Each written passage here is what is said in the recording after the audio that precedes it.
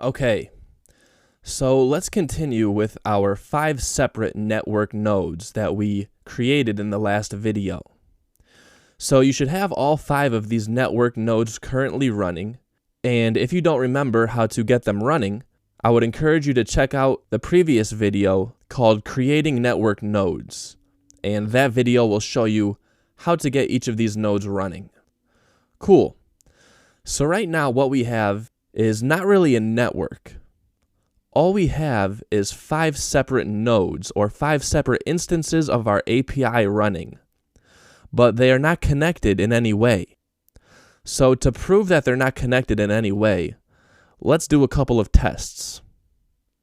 So let's head over to Postman, and we're going to make a couple of different transactions on the different network nodes that we have running. So the first transaction that we want to make is going to be to our network node hosted on port 3001. And let's go into the body, and I have this example data already here. And if you do not have any example transaction data already present, feel free to take a moment and just fill in some random transaction data. It doesn't really matter what it is at this point. So my transaction has an amount of 3,000 Bitcoin, and I'm sending it to my network node that's hosted on port 3001. So I'm going to do that now. And as a response, I got transaction will be added in block 2. Perfect. Now let's make a transaction to our network node hosted on port 3003. And let's make the amount of this transaction 10 Bitcoin. And we'll send that. Cool. So we got transaction will be added in block 2. So now let's go take a look at our different network nodes. So in the browser, we will go to localhost 3001/blockchain. And you can see that we have one pending transaction of 3,000 Bitcoin, which is good. That's one of the transactions that we just made. Now if we go to localhost 3002/blockchain,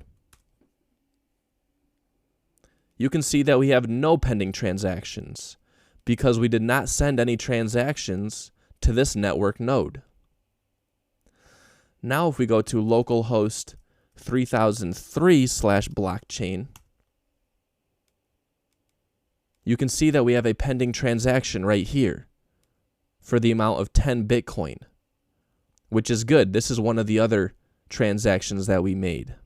And if we were to go to localhost 3004 and hit our 4th node, there are no transactions in here as well.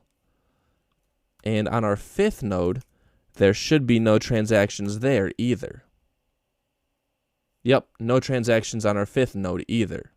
So the point of showing you all this is just to make it clear that although we do have 5 different nodes running right now, they are not connected in any way. So that is something that we're going to have to do. So throughout the rest of this section of this course, that's what we are going to be doing. We are going to be connecting all these different network nodes to make an actual decentralized network. Cool. I'll see you in the next video.